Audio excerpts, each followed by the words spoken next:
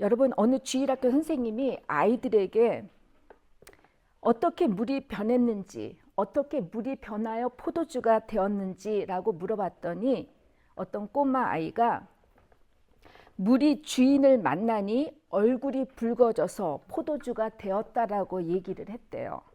참 지혜로운 대답인 것 같죠?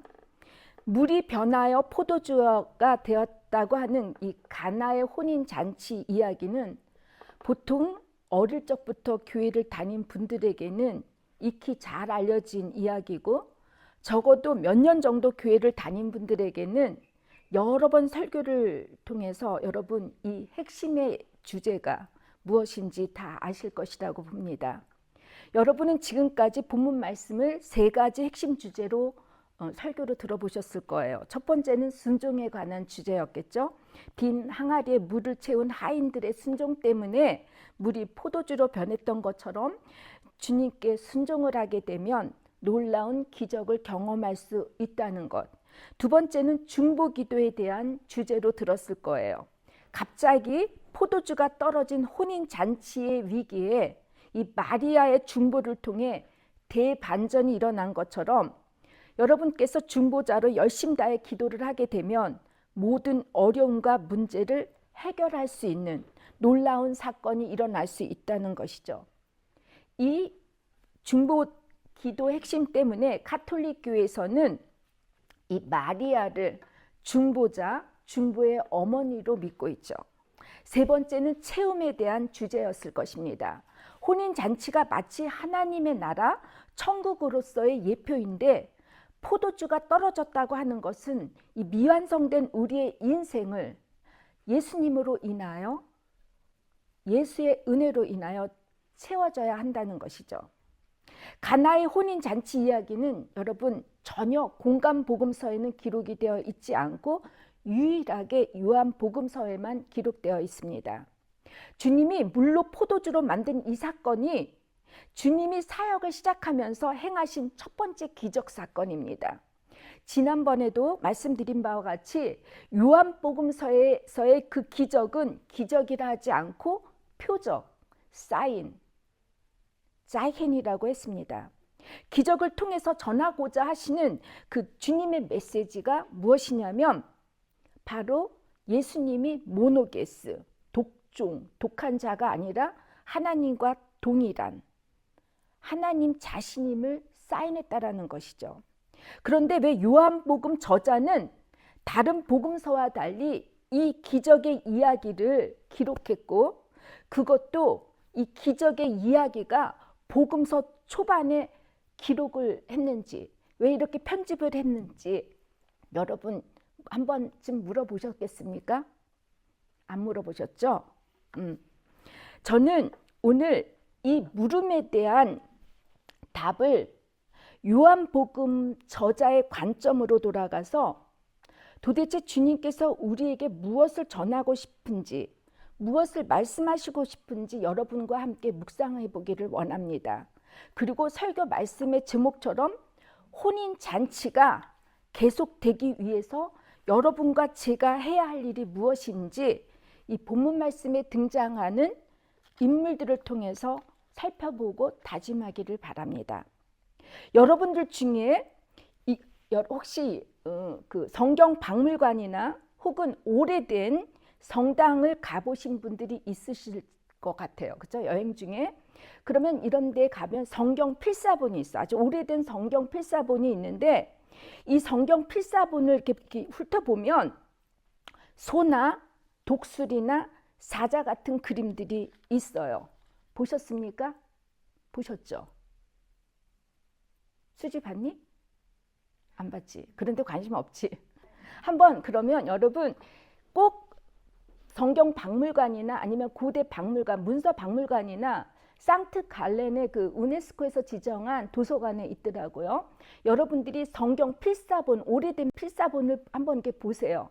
그 필사본에 보면은 분명히 소나 독수리나 사자 같은 그림들이 들어 있어요. 에스겔 선지자가 환상을 봤을 때 또한 요한계시록에 등장하는 이 생물들이죠.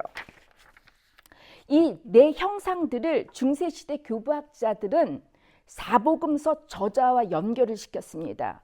마태는 예수님이 인간으로 오셨다고 해서 사람으로, 마가는 광야에 외치는 세례 요한의 모습을 강조하기 위해서 사자로, 우는 사자, 누가는 희생 제물을 다뤘다, 제사를 다뤘다 해서 소, 그리고 요한복음 저자를 독수리라고 표현을 했습니다. 독수리는 여러분이 다 아시는 바와 같이 아주 높은 곳에서도 땅이 있는 움직이는 모든 생물들을 다 볼 수 있을 정도로 시력이 굉장히 좋다고 하죠. 그만큼 요한복음 저자는 이 탁월한 영성과 통찰력을 가지고 예수님의 생애와 말씀들을 기록했다라고 보는 것입니다. 요한복음 저자가 물로 포도주로 변하게 하신 이 가나의 혼인잔치 사건을 복음서 서두에 편집한 것은 어떤 고의적인 의도가 그렇기 때문에 담겨 있다는 것이죠. 그 첫 번째 의도는 예수님이 하나님의 모노게스임을 알려주시기 위해서입니다. 요한복음 저자는 이방인 크리스찬들, 유대인 크리스찬들뿐 아니라 그리스 로마 크리스찬들이 모인 교회 공동체를 타겟으로 복음서를 기록했다고 제가 처음 요한복음 개론할 때 말씀드렸을 것입니다.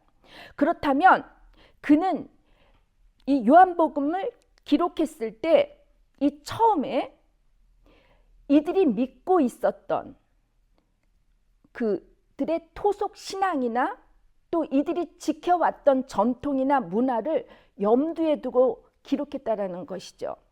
여러분, 고대 그 헬라인들은 그 술과 축제의 신인 디오니소스 신을 믿었습니다. 5세기 고고학 연구에 의하면 헬라인들은 이 디오니소스가 포도나무를 발견했고 물을 포도주로 변화시킬 능력이 있다고 봤어요. 또한 그 디오니소스는 치유하는 능력뿐 아니라 인간의 미래를 예언하는 힘이 있고, 그래서 인간이 포도주와 음악과 춤을 제사로 드리게 되면 사회적으로 억압을 받았던 사람들이 해방되어 준다고 믿었어요. 그래서 고대 헬라인들은 디오니소스 신을 해방자라고 불렀고, 특별히 이 디오니소스를 좋아하는 사람이 누구겠어요? 외국인들이나 노예들이나 여자들이 많이 따랐고 좋아했다고 합니다. 이런 것으로 볼 때는 여러분, 요한복음 저자의 편집 의도가 분명하지 않습니까? 우리 예수님이 디오니소스보다 더 크고 유일하신 하나님과 동일한 유일하신 신인 것을 무엇보다도 강조하고 선포하고자 했을 것입니다.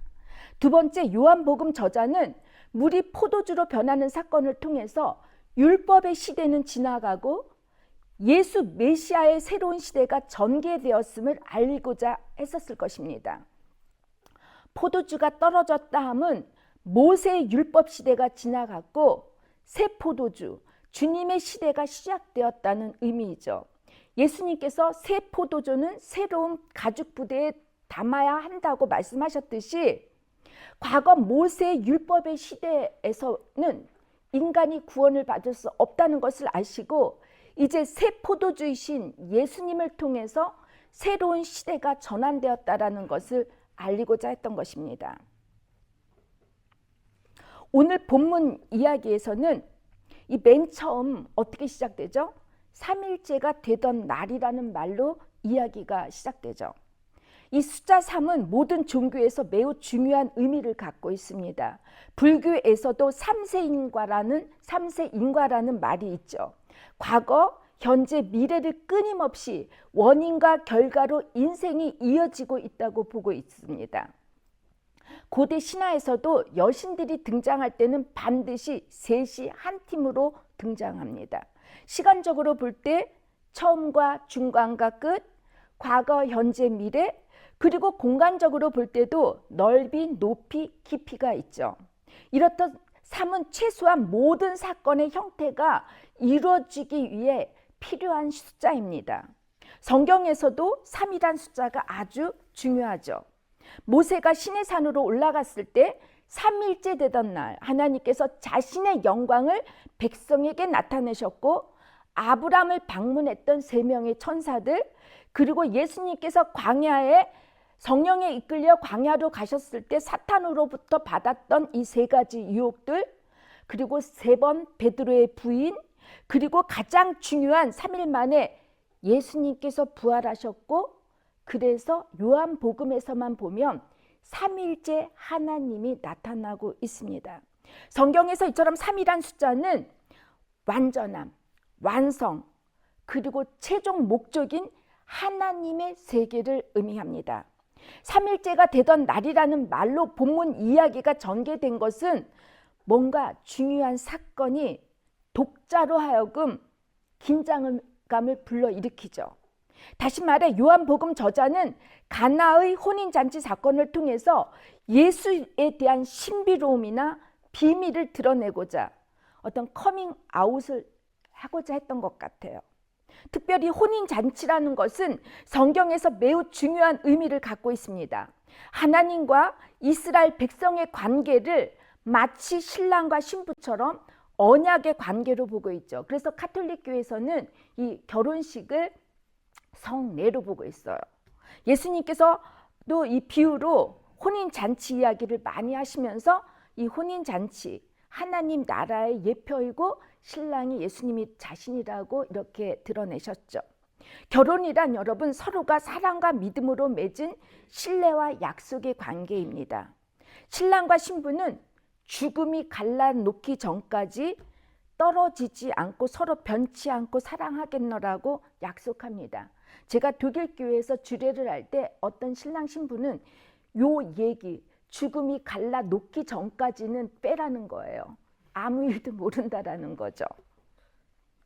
참 지혜로운 것 같아요. 하나님한테 약속하는 게 두렵다라는 것이죠. 이들의 약속을 이제 주변 사람들에게 알리고 둘이 부부임을 공식적으로 인정받는 예식, 세라모니라고 하죠. 그게 결혼식이고, 이를 축하하는 자리가 혼인잔치입니다. 독일 말로 혼인잔치를 호흐자이트, 호흐하면 높은, 하이죠. 자이, 하이타임이에요. 인생의 최고의 절정 시간이라는 것이죠. 이렇듯 중요한 혼인잔치에, 그것도 혼인잔치에 참석한 모든 사람들에게 기쁨과 즐거움을 돋구어주는 이 파티 자리에 포도주가 떨어졌다는 것입니다. 여러분, 우리 믿는 사람들은 포도주 안 마시고 술 안 마시기 때문에 잘 모를 것 같아요. 그런데 포도주는 기쁨, 나눔, 즐거움을 상징하죠. 그리고 또 여러분 6, 7절에서 이걸 보면은 정경을 식을 위한 돌 항아리에 물이 채워져 있지 않은 것입니다. 당시 이스라엘 집에는 발을 닦을 수 있는 항아리가 항상 있었습니다. 문 앞에. 여러분 보통 당시의 사람들은 샌들을 신고 다녔기 때문에 지금처럼 어떤 목욕탕이나 바드침머가 없죠. 그렇기 때문에 그들은 밖에다가 항상 물을 갖다 놨어요. 그래서 집에 들어올 때는 반드시 발을 닦아야 했습니다. 우리처럼 온돌처럼 바닥에서 신발 문화로 살지 않았어요. 그런데 이스라엘의 혼인잔치가 적어도 이제 1주일에서 2주일에 걸릴 정도라면 얼마나 많은 사람들이 있어야 왔겠습니까? 이들이 씻어야 할 물이 없었다라는 거예요. 보통 항아리 하나에는 100리터의 물이 들어가 있다고 합니다. 아마도 손님들이 많이 참석한 혼인잔치다 보니까 항아리가 6개 정도 있었던 것 같아요. 600리터의 물이 채워져 있다는 것이죠. 보통 페트병 하나가 1.5리터인데 600리터라면 400개의 물병이 필요하다는 것이죠. 어떤 분은 이걸 와인병으로 따지니까 1000개의 와인병이 나온다라고 이렇게 계산을 한 분도 있습니다. 이렇게 물 항아리가 비어 있다는 것은 모세의 율법적 신앙 상태와 그 한계를 보여주는 것이죠. 믿음은 없고 행위만을 강조하는 신앙생활을 의미합니다. 예수님이 없는 신앙이죠. 아무리 열심히 주일 예배를 드리고 기도를 열심히 하고 헌금을 많이 하고 선하고 좋은 일을 많이 해도 이 신앙생활 안에 예수님이 없으면 피곤해지고 체험을 얻지 못합니다. 또한 예수님이 없는 종교적 신념과 열심은 자신의 신념이 될 뿐 은혜의 구원을 경험할 수가 없다는 거예요. 빈 항아리와 같은 모습이라는 것이죠. 이 빈 항아리 안에 모세의 율법적 행위로서가 아니라 우리의 믿음과 주님의 은혜로 채워야 한다는 것입니다. 본문 이야기 안에 또 특이한 점이 하나 있죠. 혼인잔치의 주인공이 될 신랑과 신부에 대해서 전혀 언급하지 않죠. 9절과 10절에 잠시 신랑에 대해서 등장하는데 연회장이 신랑에게 이렇게 얘기하죠. 보통 잔치 때는 처음에 좋은 포도주를 내놓고 손님들이 취했을 때 이 싸구려 포도주를 내놓는데 왜 당신은 금반대로 했느냐고 이렇게 물어보죠. 아예 신랑은 아무런 반응을 보이지 않은 채 가나의 혼인잔치 이야기가 끝이 납니다. 신랑이신 주님께서 이 혼인잔치에 직접 찾아오셨기 때문이에요. 혼인잔치의 즐거움과 기쁨이 이 중단될 위기에 예수님 당신이 직접 찾아오셔서 혼인잔치의 즐거움과 기쁨을 새롭게 완성해 주셨다는 이런 예표로 이제 신랑이 등장하지 않습니다. 세 번째, 요한복음 저자의 편집 의도는 예수님을 통한 인간의 변화, 거듭남을 알리기 위함입니다. 물이 포도주로 변했다는 것은 여러분 물리적 변화가 아니에요. 예를 들면 여러분 물과 소금을 합치면 뭐죠? 소금물이죠. 그렇죠? 전혀 본질이 변했을까요? 변하지 않았을까요? 변하지 않았겠죠? 그러나 여러분 물이 포도주로 변하는 것은 화학적 변화입니다. 아주 본질 자체가 변하는 것이에요. 물, H2O, H2O는 수소, 바스스토프죠. 산소, 자워스토프로 결합된 화학물입니다. 그런데 이 수소와 산소인 이 두 기체를 따로따로 유리병에 보관해 두면 여러분 수백 년이 돼도 물방울이 일어나지 않는데요. 그러나 이 둘을 합쳐서 거기에 열을 가하게 되면 수증기가 금방 일어난다라고 해요. 다시 말하면 여러분 개별 분자 상태에서는 아무런 변화가 없지만 결합 상태에 있을 때 열을 가하게 되면 변화가 일어난다는 것이에요. 제가 화학을 잘 모르는데 이건 정말 제가 알아듣겠더라고요. 물이 포도주로 변하는 것은 여러분 그래서 완전한 변화입니다. 현대 과학자들의 눈에는 불가능하다고 보죠. 하지만 가나의 혼인잔치 이야기의 핵심은 존재의 변화입니다. 사람은 쉽게 변하지 않는다는 고정관념이 있어요. 사람이 타고난 성격이나 기질은 이 부모님으로부터 물려받은 것이기 때문에 웬만하면 변하지 않는다고 합니다. 오래 신앙생활을 해도 근본적인 변화가 일어나지 않는다는 말을 하죠. 아무리 거듭난 주님의 자녀가 되고자 발버둥치고 노력한다 해도 그 한계가 있다고 하죠. 그런데 여러분 가만히 보면 실은 우리가 변하고 싶지 않아서가 아닐까요? 홀로코스트의 유대인 학살 과정을 목격한 그 빅토 에밀 프랭크는 사람은 어떤 상황을 겪게 되느냐에 따라서 인간은 변할 수 있다라고 했습니다. 여러분 변화에는 세 가지 뜻이 담겨 있어요. 변질과 변형과 변화입니다. 이 변질이란 깨끗한 물이 더러워지는 것처럼 전보다 더 나빠진 상태, 부정적으로 변한다는 것이고, 이 변형이란 본질은 변하지 않았지만 단지 형태만이 변했다는 것이에요. 예를 들면 물을 여러 가지 모양, 세모, 동그란 거, 네모 모양에 부으면 그 모양은 변하지만 물 자체는 변하지 않는 것이죠. 이것이 변형입니다. 그런데 변화는 본질도 모양도 완전히 긍정적으로 변한 상태를 의미합니다. 여러분은 그렇다면 어떤 변화 상태이십니까? 성경에 나오는 수많은 인물들 중에는 본질이 바뀌지 않은 채 잠시 변형된 인간도 있고 아주 변질이 되어서 하나님을 떠난 사람도 있습니다. 하지만 하나님의 강권한 역사를 통해 변화된 모습의 사람들도 있습니다. 아까 말했듯이 그 기체가 결합된 상태에서 물을 가하게 되면 화학적 반응이 일어나는 것처럼 이렇게 화학적 반응이 일어난 사람이 누구죠? 사도 바울 아닙니까? 그래서 그는 고린도후서 5장에 이렇게 얘기하죠. 그런즉 누구든지 그리스도 안에 있으면 새로운 피조물이라 이런 예전 것은 지나갔으니 보라 새 것이 되었다라고 하지 않습니까? 여러분, 바로 그 열, 그리스도, 성령에 의하면 그게 우리에게 가해지게 되면 완전히 변화된 그리스도인이 될 수 있다는 것입니다. 사도 바울처럼 예수를 인격적으로 만나고 성령으로부터 강력한 충격을 받을 때 그리고 주님의 용서의 은혜와 자비의 손길을 느껴지게 되면 여러분 변하지 않는 사람이 없습니다. 만약에 그렇게 해도 변하지 않는다면 그분이야말로 독종이 아니겠습니까? 여러분은 진정으로 변하기를 원하십니까? 그 신학적인 용어로 이 변하다, 거듭남, 제가 말했죠. 아노떼라고.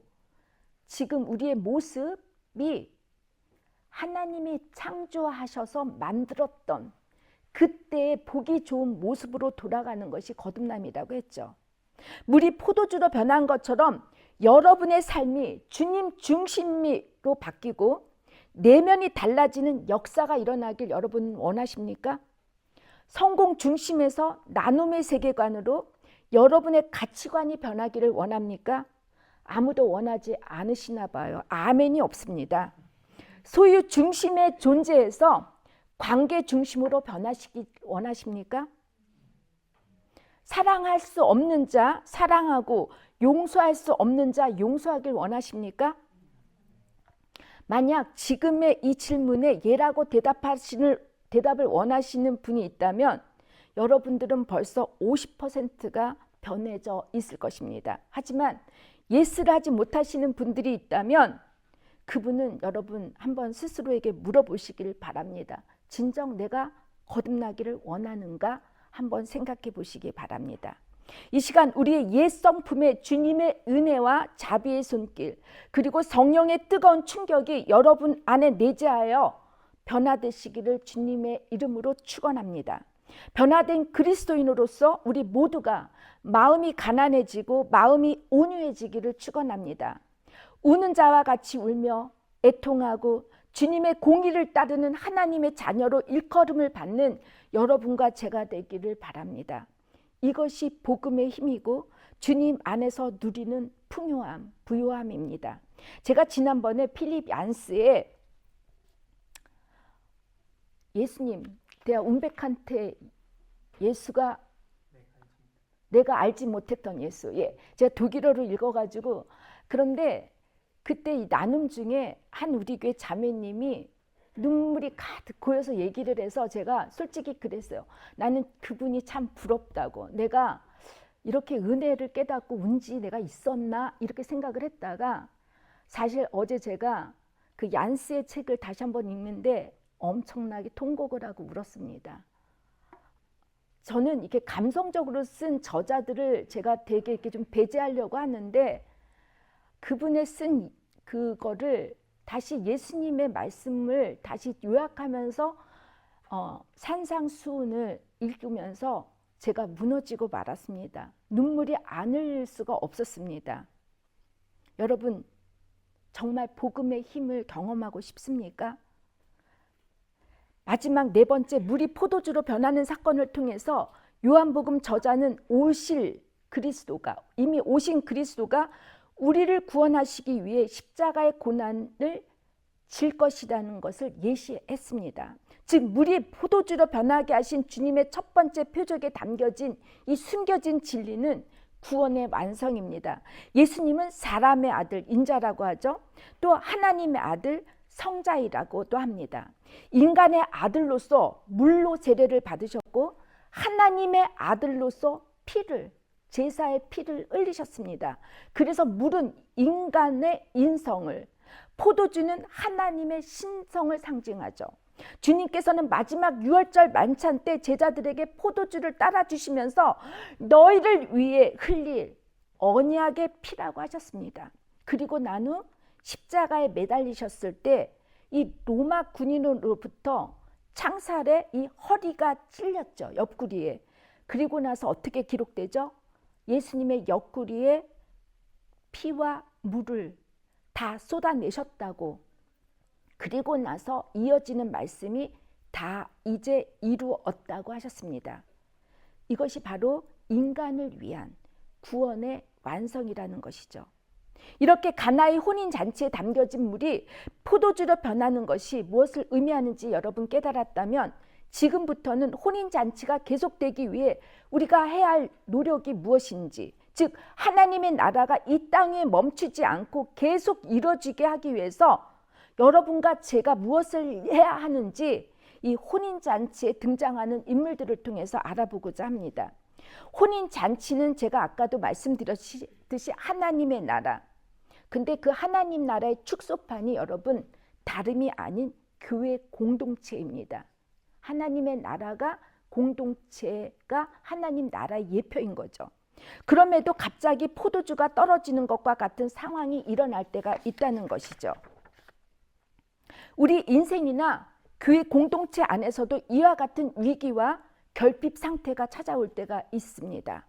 교회 공동체 때문에 도리어 시험을 받게 되고 속상할 때가 있어요. 교회 공동체 식구들이 모두가 내 마음에 내 뜻에 맞지 않을 수 있습니다. 예배에 은혜도 없고 충만함 없어요.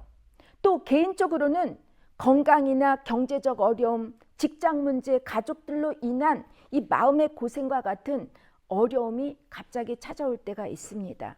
하지만 혼인잔치가 멈추지 않고 계속돼야 하는 것처럼 하나님의 나라, 교회 공동체가 계속되어야 한다는 것입니다. 이를 위한 이 해결 방법에 모색하는 것 중에 첫 번째 마리아의 해결 방안의 모델이 있죠. 3절에 보니까 마리아가 예수께 이르기를 저희들에게 포도주가 없다라고 합니다. 마리아는 누구보다도 문제의 심각성을 제일 먼저 인지한 사람이었고 문제를 주님께 가져온 사람입니다. 그녀는 사실 혼인잔치와 상관없는 손님에 불과한 사람이에요. 요즘 말로 마리아는 낄끼빠빠라는 말이 있대요. 낄 때 끼고 빠질 때 빠진다는 그런 말이 있다라고 하는데 그런 사람인지 모르겠어. 낄끼빠빠. 긍정적으로 볼 때는 약방의 감초 같은 사람이어서 다 필요한 사람일 수 있겠죠.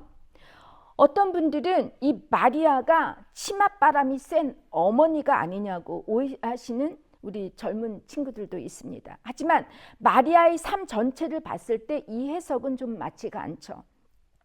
그녀는 위기 상황을 알아차리고 즉시 이 문제를 주님께 아뢰는 지혜로운 여인이었고 믿음의 소유자였습니다. 그런데 예수님의 반응이 참 아이러니하죠. 3절에 보니까 여자여 나와 무슨 상관이 있습니까? 라고 자신의 어머니를 3인칭으로 표현하면서 여자여라고 부릅니다. 물론 여자여, 그 귀나이가 당시에 여성에게 사용하는 최고의 존칭이라고 하죠. 제가 어머니 입장에서 봤을 때 우리 아들이 여자여라고 저한테 얘기했다면 아마 제가 며칠 동안 삐져가지고 말을 안 했을 것 같아요. 그런데 우리 아들이 그럼에도 중전마마 했다라고 하면 좀 괜찮겠죠. 말하자면 중전마마라고 불렀던 것이죠. 그런데 여기다가 4절에 보니까 마리아가 또 예수님이 이렇게 얘기를 해요. 나의 때가 아직 되지 않았기 때문에 이 일이 도대체 무슨 상관이 있느냐고 아예 마리아 말을 무시하고 핀잔을 주죠. 우리 아들이 이랬다면 저는 진짜 왕 삐질 것 같아요. 이런 적이 근데 감사하게도 거의 없었던 것 같아요. 제가 좋은 거 아니면 우리 아들이 좋은 아들이겠죠. 때론 우리도 여러분 하나님으로부터 거절당했다는 느낌이 들 때가 있어요. 특별히 좋은 마음으로 내 자신만을 위해서도 아니고 교회 공동체를 위해서 선한 뜻으로 열심히 최선을 다했는데 거절당하고 무시당했다고 느꼈을 때가 있을 것입니다. 상처가 되죠. 그러나 마리아는 결혼식의 즐거움과 기쁨만을 생각했고 이것을 주님께 간청했습니다. 예수를 자신의 낳은 아들로 보지 않았다라는 것이에요. 하나님의 아들로서 믿었다라는 것이죠. 누구보다도 예수를 가장 잘 아는 마리아의 믿음을 통해 예수가 하나님의 아들 메시아임을 밝히고자 했다는 것입니다. 제가 또 하나 예를 들면 저희 아들이 저를 존경한다는 말을 잘 써요. 이 제 자랑인 것 같은데 죄송해요. 그런데 가장 식구들이 가장 그 식구를 잘 아는 것 같아요. 만약 우리 아들이 얘가 아부하는 애가 아닌데 저에게 정말 엄마를 존경한다라고 얘기를 했다면 저는 존경받은 엄마라고 저는 생각합니다. 안 그런가요?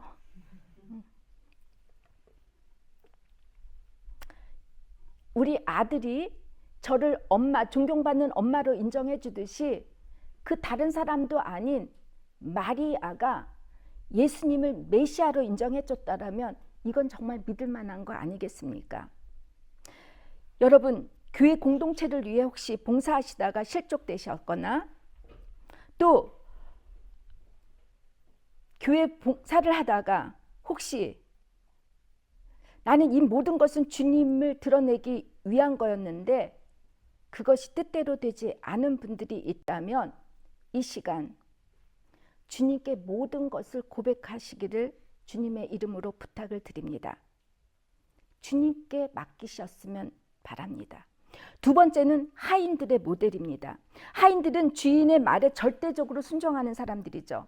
주인이 내리는 명령이 좋다 나쁘다 옳다 그르다 따지지 않고 주인의 말에 복종하는 사람들입니다. 절대로 자신의 뜻이나 의지대로 마음 가는 대로 결정하지 못합니다. 무대의 뒤에서 이름도 빛도 없이 일을 하는 사람들입니다.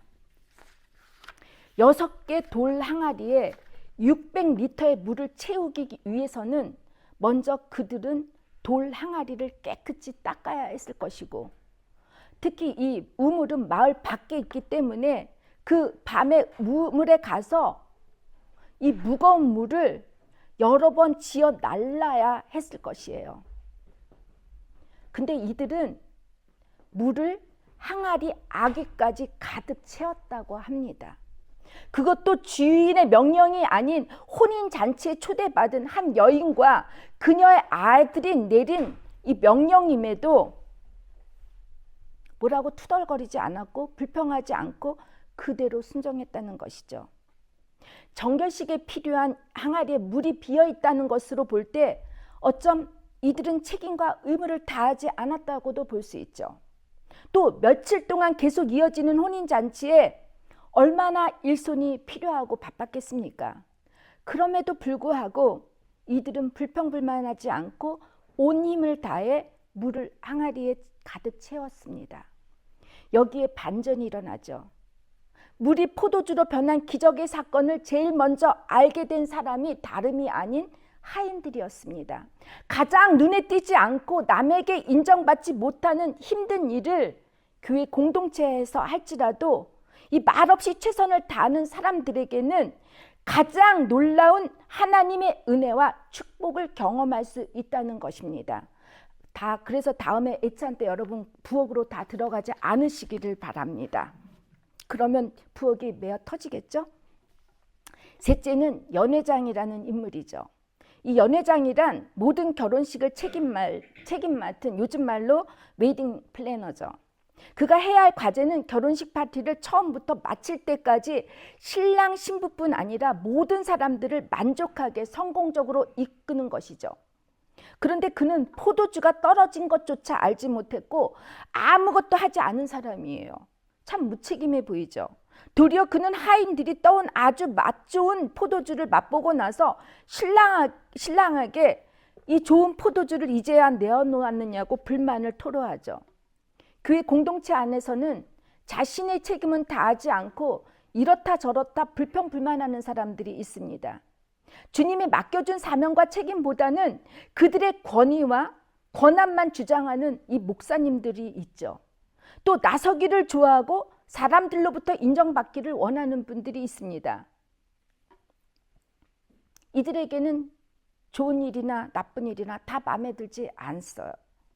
뭔가 문제와 위기가 찾아오면 몸을 사리고 피하려고 해요. 이들은. 교회 공동체가 자신에게 이해가 될지 아니면 손해를 끼칠지 이해타산적으로 계산해서 교회를 다니는 분들이 있습니다. 그러니까 여러분, 내공이 없으니까 뭐 깊은 사랑이나 관심이 있겠습니까? 이제 마지막 모델은 예수의 제자들입니다. 혼인잔치에 참여한 예수님의 제자는 대충 6명인 것으로 추정해요. 제자들이란 예수님의 부르심을 받고 예수를 따르기로 다짐한 사람들이죠. 본문 11절에 가나의 혼인잔치의 표적을 통해 주님의 영광이 나타나자 비로소 이들은 주님을 믿었다고 해요. 이들은 그런데 여러분, 정작 예수가 십자가를 지고 부활하기 전까지는 예수를 몰랐어요. 요한복음 2장 22절에 보니까 그들은 예수가 죽은 자 가운데서 살아나신 후에야 말씀하신 것을 기억하고 성경과 및 예수의 하신 말씀을 믿었다고 합니다. 즉 예수가 부활하기 전까지 제자들의 관심사는 오직 예수의 기적, 예수님이 받고 있었던 인기였던 것 같습니다. 때문에 예수님이 십자가를 질 때 다 도망가고 예수를 부인했던 것이죠. 예수님이 행하신 기적을 보고 예수를 믿었던 제자들처럼 인생의 성공과 번영을 위해 예수님을 믿는 사람들이 있습니다. 인생의 어려움과 해결하기 어려운 문제에 부딪힐 때 열심히 교회를 다니고 신앙생활을 하다가 막상 일이 잘 풀리고 잘 살게 되면 점점 교회 공동체를 찾지 않죠. 세상 일이 너무 좋고 너무 바빠요. 이분들에게는. 세례 요한도 마찬가지였어요. 그가 감옥에 갇혔을 때 그는 자기 제자들에게 오실 이가 바로 그인지 아니면 다른 이들을 기다려야 하는지 의심을 하죠. 그랬더니 예수님께서 요한의 제자들에게 이 말씀을 요한에게 전하라고 하셨는데, 맹인이 보며 못 걷는 사람이 걸으며 나병 환자가 깨끗함을 받으며 못 듣는 자가 들으며 죽은 자가 살아나며 가난한 자에게 복음이 전파된다 하라고 하셨습니다. 여기서 여러분, 우리가 쉽게 놓치는 말씀이 있죠. 가난한 자에게 복음이 전파된다는 말씀입니다. 주님께서는 기적을 쫓는 신앙인들에게 복음의 진정한 목적이 병을 고치고 돈을 잘 벌고 잘 살고 건강하고 이거 아니었어요. 진정한 목적은 여러분, 가난한 자에게 복음이 전파된다는 것입니다. 교회 공동체는 그래서 인생의 부귀영화, 번영과 성공의 기적을 쫓는 사람들을 위해서가 아니라 여러분, 가난한 자, 소외된 자들을 위해 문이 열려 있어야 한다는 것입니다. 절대로 교회 공동체는 그들을 정죄하고 쫓아내고 그들과 그렇게 하는 것이 아니라 그들과 그저 함께 먹고 마시고 예수님의 복음을 나누는 것이라는 것이죠. 특히 해외에 있는 한인교회들은 이 한국 사람들끼리라고 하는 이 끼리, 이 커뮤니티 모임이 참 많이 강한 것 같아요. 저는 이런 끼리 문화에서 조금 벗어났으면 좋겠습니다. 우리 교회는 이 주변 세상에 우리가 하고 있는 혼인잔치를 우리가 열어서 사람들을 초대하기를 원합니다. 이것이 여러분과 제가 섬기고 있는 우리 바젤 한인선교교회의 공동체의 사명이고 존재 이유이고 목적이 되어야 합니다. 이제 말씀을 맺겠습니다. 얼마 전에 라디오에서 독일 프랑크푸르트 도시에서 이 독일 사람들이 모이는 교회는 점점 텅텅 비어가고 있는데 반해 많은 한국 사람들이 그들로 인해 독일 교회가 채워져 간다는 소식을 들었습니다. 2주 전 저는 독일 교회 장로님들과 컨퍼런스를 하던 중에 독일 교회 교인이 주일 예배에 참석하는 것이 2%밖에 되지 않으니까 몇몇 교회에서는 이미 주일 예배를 다른 날로 옮기는 것을 고려한다라는 소식을 들었습니다. 그래서 제가 그렇게 얘기했어요. 만약 우리 독일 교회가 주일날이 아닌 다른 날로 예배를 결정할 때 그러면 2%보다 더 많은 사람들이 참석할 수 있는 보장들이 있겠느냐고 제가 물어봤습니다.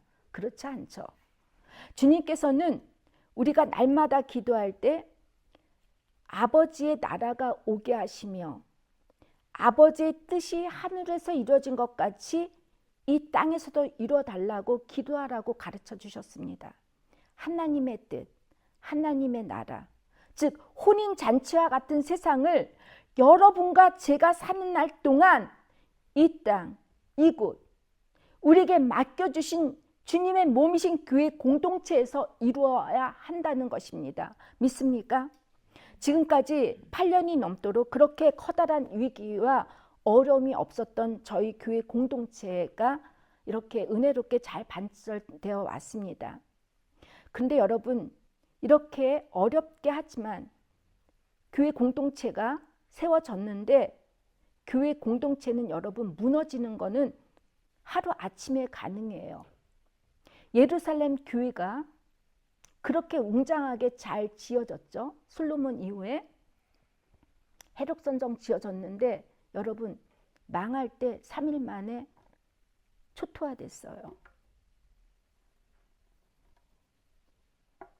이 포도주가 떨어지는 위기가 우리에게도 찾아올 수 있다는 것 잊지 않으셨으면 합니다.